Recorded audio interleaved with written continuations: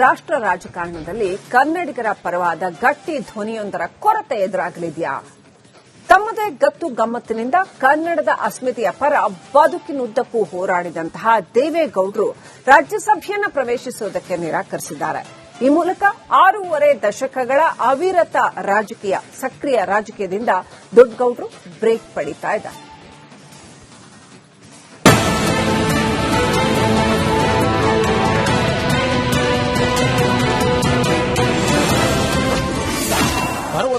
ವರ್ಷಗಳ ಸುದೀರ್ಘ ರಾಜಕೀಯಕ್ಕೆ ವಿರಾಮ.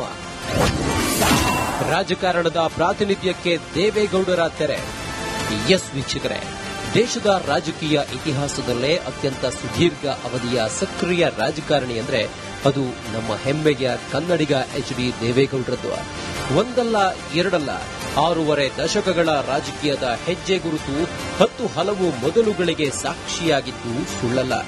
ಸಾಮಾನ್ಯ ಶಾಸಕರಾಗುವ ಮೂಲಕ ಆರಂಭವಾದ ದೇವೇಗೌಡರ ರಾಜಕೀಯ ಪಯಣ ಮುಂದೆ ಸಾಗಿದ ಪರಿ ಅವರನ್ನ ಈ ದೇಶದ ಪ್ರಧಾನಿ ಪಟ್ಟಕ್ಕೇರಿಸಿದ್ದು ಚರಿತ್ರೆಯೇ ಸರಿ.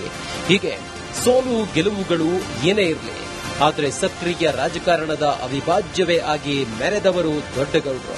93 ವರ್ಷ ಪ್ರಾಯದ ಹಿರಿಯ ರಾಜಕಾರಣಿ ಇದೀಗ ರಾಜ್ಯಸಭೆ ಪ್ರವೇಶಿಸಲು ನಿರಾಕರಿಸುವ ಮೂಲಕ ಕನ್ನಡಿಗರೊಬ್ಬರ ಮ್ಯಾರಥಾನ್ ರಾಜಕೀಯಕ್ಕೆ ವಿರಾಮ ಹಾಡಿದ್ದಾರೆ. ಈ ಮೂಲಕ ರಾಜ್ಯಸಭೆಯಲ್ಲಿ ಕನ್ನಡಿಗರ ಪರವಾದ ಗಟ್ಟಿ ಧ್ವನಿಯೊಂದು ಸೈಲೆಂಟ್ ಆದಂತಾಗಿದೆ. ಹೊಳೆನರಸೀಪುರದಿಂದ ದಿಲ್ಲಿ ಗದ್ದುಗೆ ಏರಿದ ಕನ್ನಡಿಗ. ಸೋಲು ಗೆಲುವು ಏನಿದ್ರೇನು ಸಕ್ರಿಯ ರಾಜಕಾರಣಿ. 1962 ಹೊಳೆನರಸೀಪುರದಿಂದ ಆರಂಭವಾದ ದೇವೇಗೌಡರ ರಾಜಕೀಯ ಪಯಣ ಸೋಲು ಗೆಲುವಿನ ಮಜಲುಗಳನ್ನ ದಾಟುತ್ತಾ ಸಾಗಿದ ಪರಿ ನಿಜಕ್ಕೂ ರಣರೋಚಕ. ಶಾಸಕರಾಗಿ ಆರಂಭವಾದ ಹೋರಾಟದ ಬದುಕು ಅವರನ್ನ 1994ರಲ್ಲಿ ರಾಜ್ಯದ 14ನೇ ಮುಖ್ಯಮಂತ್ರಿಯನ್ನಾಗಿಸಿತು. ನಂತರ 1996ರಲ್ಲಿ ದೇವೇಗೌಡರು ರಾಜ್ಯಸಭೆಯನ್ನ ಮೊದಲ ಬಾರಿ ಪ್ರವೇಶಿಸಿದ್ರು.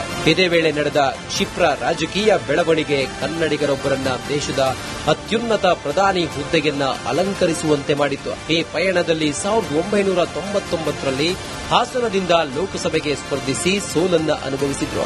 ಮುಂದೆ 2004ರಲ್ಲಿ ಕನಕಪುರದಿಂದ 2019ರಲ್ಲಿ ತುಮಕೂರಿನಿಂದಲೂ ದೇವೇಗೌಡರು ಲೋಕಸಭೆ ಚುನಾವಣೆಯಲ್ಲಿ ಸೋಲಿನ ಮುಖ ಕಂಡಿದ್ರು. ತೀರಾ ಇತ್ತೀಚೆಗೆ ಅಂದ್ರೆ 2020ರಲ್ಲಿ ದೇವೇಗೌಡರನ್ನ ಮರಳಿ ರಾಜ್ಯಸಭೆಗೆ ಆಯ್ಕೆ ಮಾಡಲಾಗಿತ್ತು. ಈ ಅವಧಿ ಅಂತ್ಯದೊಂದಿಗೆ ಮಾಜಿ ಪ್ರಧಾನಿಗಳು ಮರಳಿ ರಾಜ್ಯಸಭೆ ಪ್ರವೇಶಿಸುವ ಹುಮ್ಮಸ್ಸು ತೋರದೆ ಸಕ್ರಿಯ ರಾಜಕೀಯದಿಂದ ದೀಕ್ಷೆ ಪಡೆಯುತ್ತಿದ್ದಾರೆ.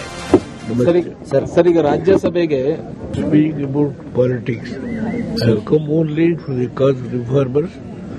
I have promised you I will call a meeting in the party office, and then on that day in the party office about politics I will speak whatever questions you have asked. You may ask. I will answer all those questions. 1991ರಲ್ಲಿ ಮೊದಲ ಬಾರಿ ಹಾಸನದಿಂದ ಲೋಕಸಭೆಗೆ entry ಕೊಟ್ಟಿದ್ದ ದೇವೇಗೌಡರು ಒಟ್ಟು 6 ಬಾರಿ ಸಂಸದರಾಗಿ ನಾಡಿನ ನೆಲ, ಜಲ, ಭಾಷೆಗಾಗಿ ತಮ್ಮ ಹೋರಾಟ ನಡೆಸಿದ್ದಾರೆ. ಕರ್ನಾಟಕದ ಅಸ್ಮಿತೆಗಾಗಿ ಶ್ರಮಿಸಿದ ನಾಯಕರ ಪಂಕ್ತಿಯಲ್ಲಿ ಅಗ್ರಗಣ್ಯರಾಗಿರೋ ದೇವೇಗೌಡರು 2 ಬಾರಿ ರಾಜ್ಯಸಭಾ ಸದಸ್ಯರಾಗುವ ಮೂಲಕ ರಾಷ್ಟ್ರ ರಾಜಕಾರಣದಲ್ಲಿ ಪ್ರಬಲ ಧ್ವನಿಯಾಗಿ ಗುಡುಗಿದ್ದು ಸುಳ್ಳಲ್ಲ. ಮೈತ್ರಿಕೂಟದ ಅಭ್ಯರ್ಥಿಯಾಗದ ಮಾಜಿ ಪ್ರಧಾನಿ, ಸಾಮಾನ್ಯ ಕಾರ್ಯಕರ್ತನಿಗೆ ಮಣೆ ಹಾಕಿದ ಬಿಜೆಪಿ. ಈ ಬಾರಿಯೂ ರಾಜ್ಯಸಭೆಗೆ ಬಿಜೆಪಿ ಜೆಡಿಎಸ್ ಮೈತ್ರಿ ಅಭ್ಯರ್ಥಿಯಾಗಿ ದೇವೇಗೌಡರೇ ಆಯ್ಕೆಯಾಗ್ತಾರೆ ಅನ್ನೋ ಲೆಕ್ಕಾಚಾರಗಳಿತ್ತು. ಒಕ್ಕಲಿಗ ಸಮುದಾಯದ ಶಕ್ತ ನಾಯಕ ಮತ್ತೊಮ್ಮೆ ರಾಜ್ಯಸಭೆಯಲ್ಲಿ ಗುಟುರು ಹಾಕ್ತಾರೆ ಅಂತಲೇ ಲೆಕ್ಕಾಚಾರಗಳಿತ್ತು.